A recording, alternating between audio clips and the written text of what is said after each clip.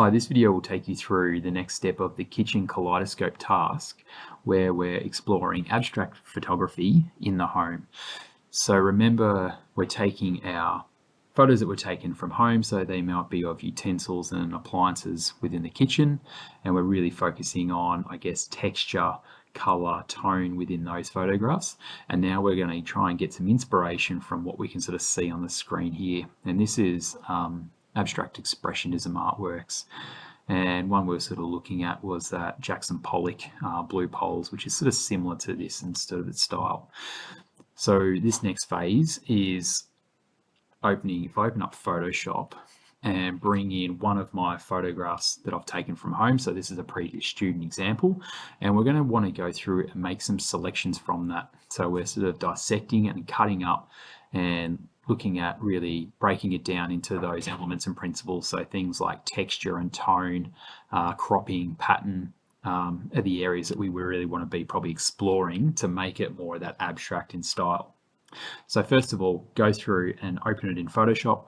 A reminder, this video I'll go through pretty quickly, so you'll probably want to go through and pause it and just take out the components you really like about it. And these are sort of the tasks that I'm undertaking are a suggestion. You don't actually have to undertake every single step, because we want a bit of a variety across the class, rather than everyone doing exactly the same thing and getting a very similar result.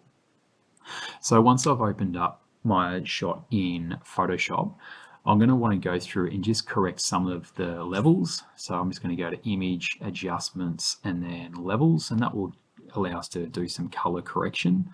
And this one looks like it's already been done. So I'll go back to New, paste if I need to, and then I'll go through that step again. So Image, Adjustments, and Levels. And to do some quick color correction, I'm going to use the black eyedropper tool and then select somewhere in the image where I want to be jet black, or where it's, and so that does that adjustment. And then same thing with the white selection tool. So we've got lots of flower here, we'll make that selection, and that's just going to correct those colors. This mid slider is the mid-tone, so we can correct that to where we want it to be. Going through this, and I guess I've opened up the history tab, and that's really good to be able to document what we've done at what stage. And this will be good to provide in your PowerPoint or in your OneNote, the stages that we're going through. So a reminder what steps you've undertaken and how we can go through and just be getting those screen grabs to document it in your design process. The next thing we might want to do is make some of these images grayscale. So you might be finding when you're creating it, you want to eliminate color and then be providing color sort of separately in terms of a secondary using Photoshop, rather than the colors already in there. And so I won't go through those steps, but this is the original. This is an inverted color scheme, and then this is a grayscale scheme. And so how I can go through and do that is go up to Image, then Mode, and always change it to grayscale. So that's how I've got that effect down there. And then this one here, I've gone to Adjustments, and then I've inverted it. And so that obviously inverts the colors. So if anything's yellow, it becomes blue. If anything's red, it will become green, and vice versa. And moving on is making our subject selection. And so within creating these artworks, as we can see back here, we're going to want to cut out some sort of shapes and some forms from those artwork. And so to do that, I'm going to use either the marquee tool, so I can, Control D to deselect, make a selection with the marquee tool. Another option there is the ellipse tool. And I can always add to these. So if I hold Alt, it will look like a little subtraction sign there, and that's going to take away from it. And if I hold Shift, it's going to add to that. Now, sometimes we might want to create rather than a marquee tool, we might say we want to create a diamond selection. We can do that by going to Select and then Transform Selection, and that's where we can go through and rotate it and change the scale. If I press Enter, we've got our selection once again. Another great option is the lasso tool. That's a bit more sort of freehand or organic with our selections. And lastly, the poly based one. So that's let's go something like that. So a bit of a dissection there, and now it doesn't look, you know, we're going to crop it so then it doesn't necessarily look like a whisk, you know, a couple of spoons, cracked egg, flour. And so I'm going to now go through and make a new document. Lastly, before I make that change, I can always, oh no, let's go through that step. So Control C, File New. With this new document, we want it to be an A4, so that might be under Print, and then A4. Portrait or landscape, that's fine. Resolution, we want it to be 300, and we want it to be, we're going to print it out, so CMYK, but in this case, for the filters, we actually want it to be RGB, so then some more of the filters and effects will apply, and then go OK. So this is the document we're going to begin working on and constructing our expressionistic artwork on. So I'm going to want to paste it, so Control V, and obviously I'm going to want to make it larger. So Control T allows me to do that, otherwise Edit and then Transform or Free Transform. So we can reflect, we can distort, skew, so on and so forth. But for now, I'll just make it a little bit bigger and maybe I'll rotate it just a little bit. And notice the image is pixelated, but that's okay. Once I press Enter, we'll sort of re-render and improve, as we can see there.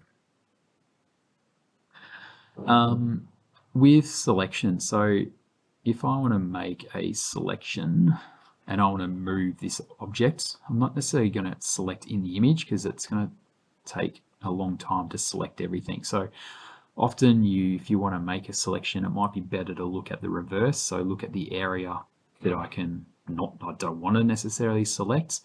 And then, because if I apply that and now apply color, oops, let's just swap that so it's a bit easier to see.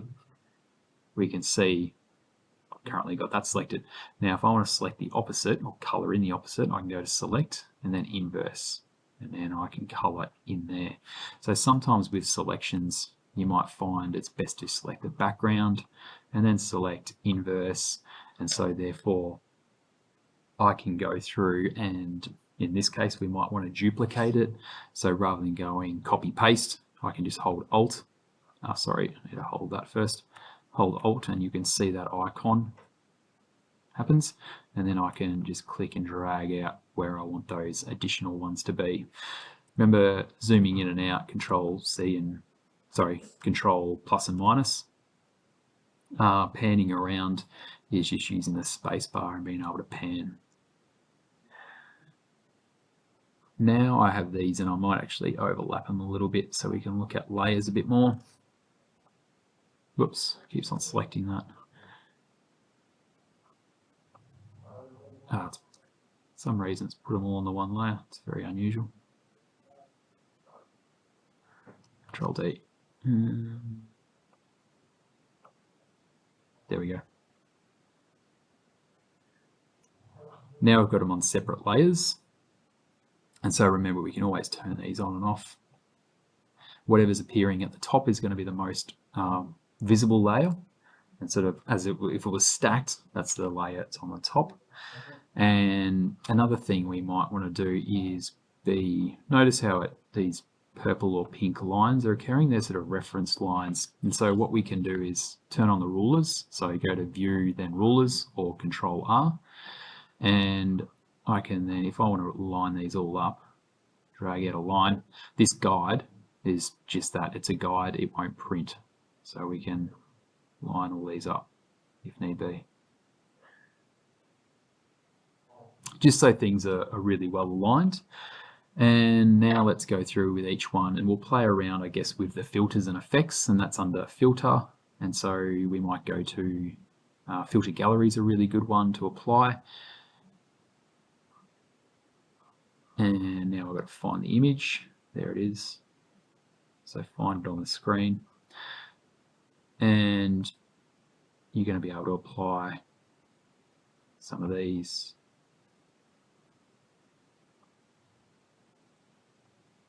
And obviously there's many in here. And some of these will be essentially duplicates of what the other ones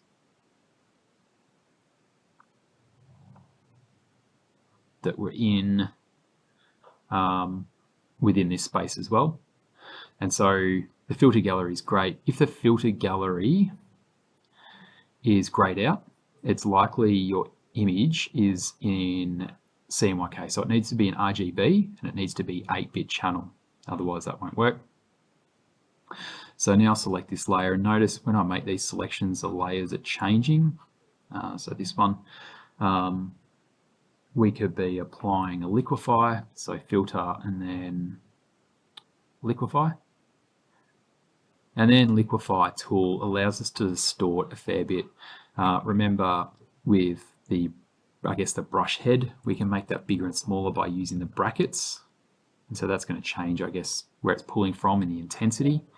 So we've got forward, we might be able to twirl it, and you'll be able to change the intensity of it within these sort of presets here. So the overall size and the rate that it's spinning at, how much it's pinching and bloating, moving, so on and so forth.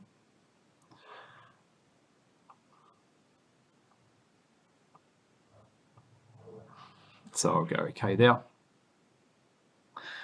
Other ones to be looking at is some of these you probably won't be as relevant for it. Pixelate color halftone could work really well. So filter, and let's say 20, and that sort of gives this very, think retro magazine, comic strip, Andy Warhol sort of style. If I just undo that. Another good area might be in Stylise with emboss or extrude. This might take a while to process. And so be playing around with those filters and those different layers. The next thing we might want to go through and do is also be adjusting, I guess, the colors, and also be applying a layer mask. So in here on this layer, to change the color, don't be selecting buckets and brushes in here and trying to color it.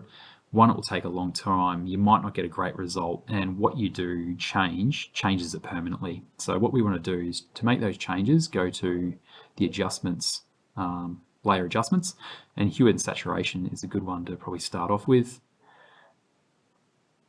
It will be applying it to all of them for now, but we can change that. So don't worry too much about that. Oops, colorize. Make that a bit stronger, probably a bit too light.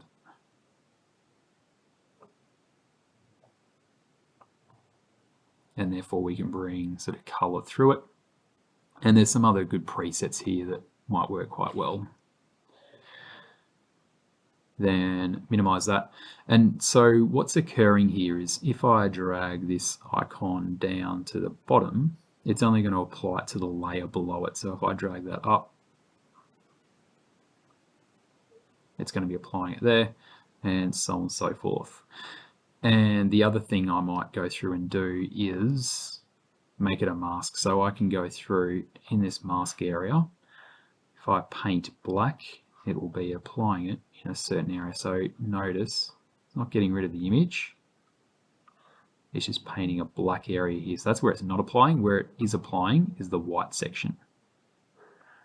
So it means I can sort of draw it out, blend it a lot better, and have more control with my painting there. And if I can just swap that, make that a bit bigger, and maybe make it a bit more intense, some more that sort of style, we can see what's happening there. Last of all, these layers, if I want to join, or I guess alter them in terms of how solid they are, you can sweep through these and see what effects we're going to do. And that's essentially how the layers are interacting. They're not solid, and you would have experienced this with the overlays with the last task. That looks quite cool. And I think that sort of takes us through these steps. Obviously, we want to go through and finish it. So it's going to be going back and making selections based upon our designs from at this stage, potentially grayscale and inverted colors, to produce a nice final design that's really focusing on sort of tone and color, cropping and pattern being the main sort of elements and principles for an abstract artwork.